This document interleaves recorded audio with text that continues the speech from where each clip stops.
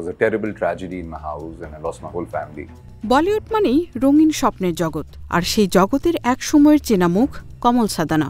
নায়কের চরিত্রে নয়, বরং ধীরস্থির, সংযত আর তীক্ষ্ণ চোখে দর্শকের মন জয় করে নেয়া এই অভিনেতা ৯০-এর দশকে ছিলেন পরিচিত মুখ।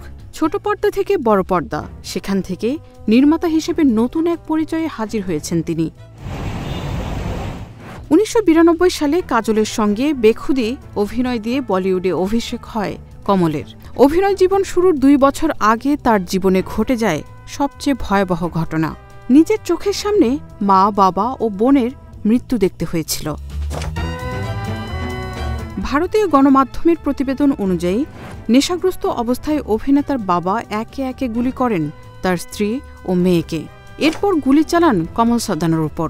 এরপর নিজেই আত্মহত্যা করেন। অলৌকিকভাবে বেঁচে যান কেবল কমল সাদানা। তার গলায় গুলি লাগলেও শরীরের কোনো গুরুত্বপূর্ণ অঙ্গ ক্ষতিগ্রস্ত হয়নি। সম্প্রতি এক সাক্ষাৎকারে তিনি বলেন, আমি যখন মা আর বোনকে হাসপাতালে নিয়ে যাচ্ছি তখনও বুঝিনি আমিও গুলিবিদ্ধ হয়েছি।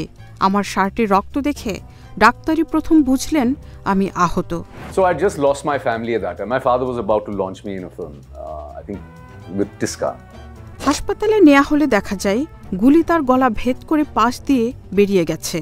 অস্ত্রোপচারের পর যখন বাড়ি ফেরেন তখনও বাড়ির ভেতর পড়ে রয়েছে পরিবারের সদস্যদের মরদেহ। কমল বলেন, এই গুলি কোনোভাবে আমার গলা ছুঁয়ে বেরিয়ে যায়। সে যাত্রায় আমি বেঁচে যাই, শরীরের কোনো অঙ্গ ক্ষতিগ্রস্ত ছাড়াই। আমি বিশ্বাস করি এটা এমনি এমনি হয়নি, ঈশ্বরের বিশেষ কোনো উদ্দেশ্য ছিল। হয়তো আমাকে কিছু করার জন্যই বাঁচিয়ে রাখা হয়েছে, তাই আমি জীবনকে এগিয়ে নিয়ে যাওয়ার চেষ্টা করি। And every child will have some complaint against their parents. এই ভয়াবহ ঘটনার পরেও তার শৈশব কিংবা মা বাবার জীবনকে অবমূল্যায়ন করতে চান না তিনি। কমলের ভাষ্য, এটা খারাপ একটা ঘটনা, কিন্তু তাই বলে আমার পুরো পরিবার খারাপ ছিল না, আমার বাবা খারাপ মানুষ ছিলেন না।